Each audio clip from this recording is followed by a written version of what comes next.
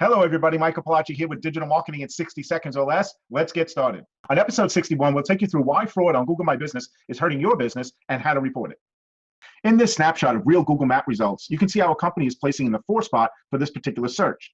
This means we are not included in Google's 3-pack or map pack on the first page of the search results. That's bad. What's worse is the first 2 listings are fraudulent.